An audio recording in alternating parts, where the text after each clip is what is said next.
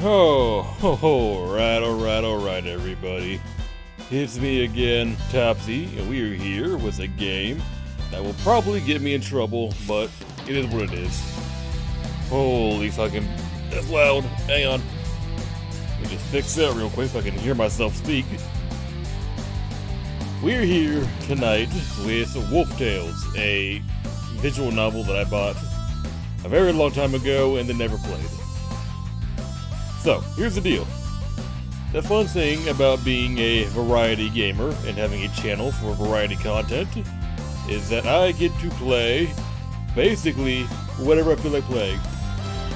If you've been around for a while, you would know that I am not a stranger to playing visual novels. We are currently like 3.5 Nickel Power games deep, and we also played Princess Evangeline long ago. And then we've also played Danganronpa, which counts, I guess. But the reason we're playing this tonight is because it's for a couple of reasons, I would say. A, it's a palate cleanser to unwind from the last couple of games that we played. We've been kind of cranking it out lately, and I kind of want to play something that's like low stakes, easy threshold to enter. Like all I gotta do is just read. That's all I gotta do. And I could do that just fine. Whew. And because, as you guys probably know, if you've been watching some of the playthroughs, we're really just kind of running the clock until I can go and play Final Fantasy VII Rebirth, because I said, when I did Intergrade, I said that we would do Rebirth after we finish Metal Gear, Psychonauts, and the 2 other playthroughs. Or, in reality, 1 other playthrough, because odds are the other game will be, well, not even odds are, the other game we'll be playing alongside this will definitely be going on longer than this, but, it doesn't matter. All that mattered was that I have 4 playthroughs. 4 playthroughs that happened before we went and did Rebirth. So I figured we would play this, because it'll probably be on the shorter side, and then we'll start playing Guardians of the Galaxy, and that'll count as our 4th game. And then once this is over, once we get through it, we can start Rebirth. And depending on how, first of all, this audio. Enter my name. Oh my god. And my gender in my name. Oh my god, okay. Didn't see that coming. My keyboard is not near me. Hang on.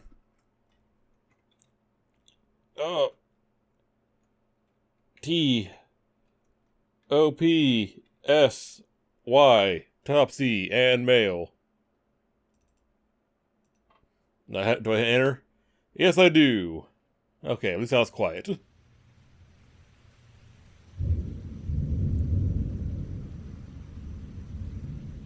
Will this be voiced? I highly doubt it. But it's okay. We'll get over it. Brr. I stare at the road before me, which is now barely visible thanks to the flurry of snow. The storm had arrived violently while I was out. Before I knew it, I got stuck in the middle of it. Almost home. My breath is visible in front of me as I creep forward on the snowed-over road. Even though my heater is on full blast, it isn't enough to ward off the freezing cold. I shudder to think of how cold I'd be without it. The sooner I get home, the better the sooner I get home, the better. I'd hate to get stranded out here in this. Slowing my truck to a stop in front of the cabin, I turn the key in the ignition and shut it off. The heater immediately stops blowing. I can already feel the chill hit me. Time to brace myself for the freezing winds raging between me and the cabin. Here goes. I rush inside. What the fuck is that? Whatever. I'm looking at whatever this is. I rush inside as quickly as I can, shivering from head to toe despite my thick clothing. The moment I slam the door shut behind me, the sound of the wind howling outside quietens, and chattering in my teeth fills the room. It's warmer in here, but not to the point where I can whimsically toss aside my extra layers and flop down the couch. If I suddenly remove all my extra layers right in this instant, I'd probably pass out from the change in temperatures. That's a bit... I don't know about that, Chief. Well, whatever. Whose idea was it to start living out here anyway? As the sole occupant of this cabin, I expect no response to my rhetorical question. For better or worse, I decided for myself that I would live in these snowy mountains all on my own. You know, that reminds me of something I do at work. Whenever I'm busy unwrapping something that I know that I wrapped, and I wrapped it really tightly, so it's a pain in the ass to get unwrapped, I always say out loud, like, who's the asshole that did this? And it's a joke. I would never say that if it was anyone else, but whenever I know that I'm the one that did it, I always say that. Because it's me. I'm the asshole. Alright, tea, a bite to eat, and then I'll turn it for the night. In the middle of a snowstorm like this, it's important to keep nourished and warm. Maybe start the fire while you're at it. After reminding myself to adhere to a few basic survival tips, I fill the kettle with water and turn it on. Man, am I glad I have electricity out here. Without ready access to hot water, there's no way that I'd survive out here. I should have enough food to last until summer too, by which point I'll be able to go to town without freezing to death. Life out here might just work out after all. I mean, it's not uncommon for men to decide to make a go of it on their own and isolated from society at large. I don't know, but uncommon.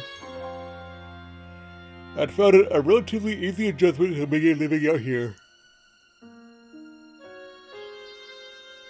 So in my circumstance, this cabin was my only option at the time. The moment I think so, my body begins to shiver once more. I feel cold wind brush up against my cheek, threatening to give me frostbite if I dare to take off. Why? Hang on, you're inside. Why is there wind? That's weird. It shouldn't be this cold inside the cabin. I know there's a snowstorm out there, but this cabin is pretty well insulated. It shouldn't be this cold unless the door was open. Curious about the source, and also desperate to stop the cold, I walk through the cabin, trying to figure out where it is coming from. After checking all the windows, I went up near the back entrance of the cabin. And surely enough, as soon as I spot the back door, I have my answer. Aha! Gotcha! I hurriedly clear away the snow at the base of the door, which seems to have stopped the door from opening or closing any further.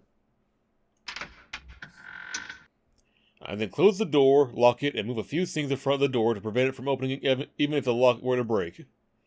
That ought to do it, but how did the door get open in the first place? I can see myself forgetting to lock it since I'm all alone out here anyway, but there's no way I forget to close it. Is the latch broken? Forget it. I'll think about it after I've had something warm to drink. I turned away from the door and began to walk towards the kitchen. No sooner have I begun to move my foot, however, than I realized that the floor is soaking wet. From the snow. Some snow must have blown in and melted. I guess I'd better clean this. Up. My eyes widen as I realize something important. There isn't just one puddle of water, there are several. Following a clear, non-linear path, the puddles show me the path someone or something has taken. Damn, an intruder? Or maybe a wild animal? Maybe both? I instinctively grab an axe that I keep for wood off the back wall. Sorry, buddy. I was saying that you want to take a refuge from the cold, but a guy's gotta protect himself. Axe in hand, I head deeper into the storeroom, prepared to defend myself against a potentially dangerous person or animal that has wandered into my home.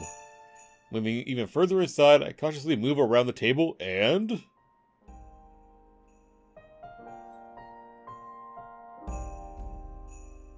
It's the girl! Barely dressed. Panty shot. Freeze. Oh, there's no voice acting. Okay. It's gonna be all me. It's gonna be a one-man act. Shiver. What the? My arms lose all strength as I stare at the peculiar sight in front of me. On the floor of my storeroom is a girl. She's shivering, wet, and her breath is ragged. Red-faced yet blue in the fingertips, the poor girl looks like she's about to freeze to death at any moment. And yet, what attracts my attention is that tail and those ears. It couldn't be. Without thinking, I drop my axe on the floor and reach out towards the girl's ears. Why the fuck would you do that? Gently tug on her ears, trying to pull them off, or otherwise expose their stitching. However, no matter how hard I pull, that dude, if she were to kill you, she'd be justified. With no sign of it being a practical joke. As far as I can tell, these wolf-like ears are real. Impossible. She really is a half-human? That can't be right. I made absolutely certain that this place wasn't intruding on the domain of any half-humans. That is a terrible name for them. Did I make a mistake, or she just... If I can mull over the girl's presence any further, her whimpers brings me back to reality. Right, whatever the reason for her presence here, it doesn't change the fact that she's freezing to death in my cabin. I'll worry about the details later. For now, I have to make sure she doesn't die. I grab a towel from one of the shelves in the storeroom and immediately begin to dry the young girl off. The moment I make contact with her skin, I realize just how close to death this girl really is. Her body is so cold that I can feel it through the towel. Her skin is deathly pale, and she can't stop shivering. Desperately, I rub the girl's body, trying to both dry her off and warm her up. However, no matter how much her body moves about, she does not stir. The girl is breathing but unconscious. Even if I tried to, I don't think I'd be able to wake her up. Shit, this isn't working. I'm going to have to step things up a notch.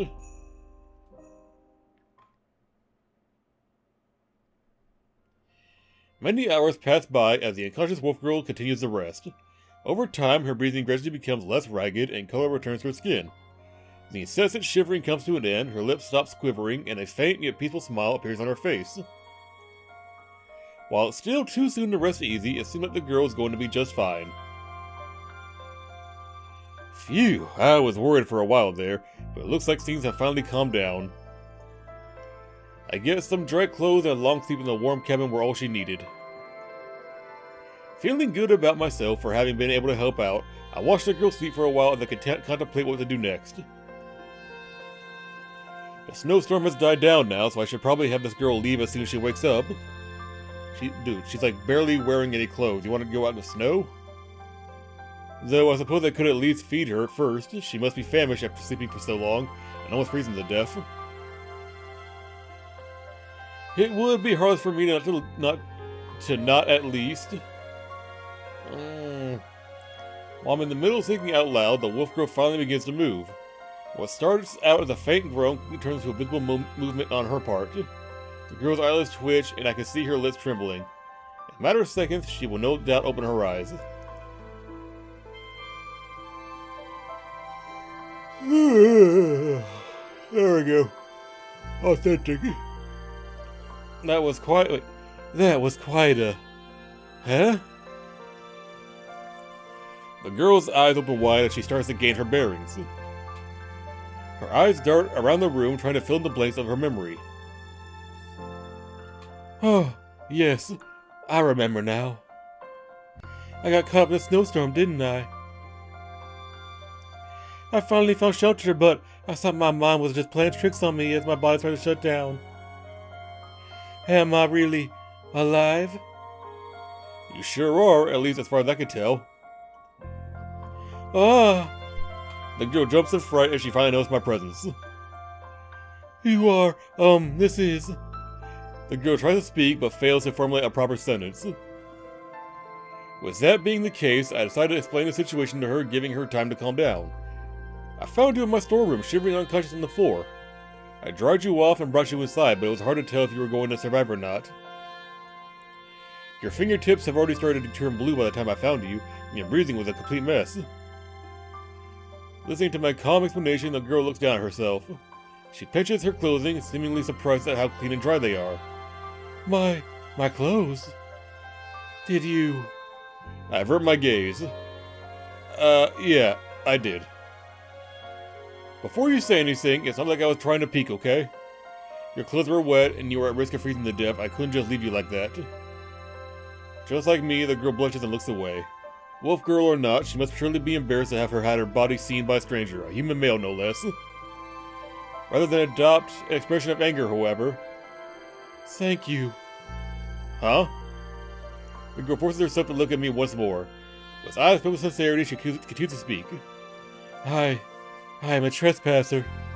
I broke into your cabin, intruding into your home, and dared to use your shelter as my own. Yet, despite all that, you went to such lengths for me. Yeah, I guess you could look at it that way. It really isn't that big of a deal, though. You were caught in the middle of a snowstorm. If I were in your situation, I would have broken in too. Besides, all I did was dry you off and clean your clothes. It's really nothing major. It is something major. If you hadn't taken pity on me, I would have. Before the girl could finish, she's interrupted by the sound of the kettle whistling. Ah, it sounds like breakfast is ready. It's dark out. Excuse me for a moment. I move away from the girl and head towards the kitchen. As I set foot in front of the kettle, I grab an additional ceramic bowl from my guest, since she has now woken up. Breakfast? You mean to say that it is now morning? That's right, you were asleep for a solid 12 hours. After emptying 2 packets of instant noodles, one in each bowl, I pour in the boiling water.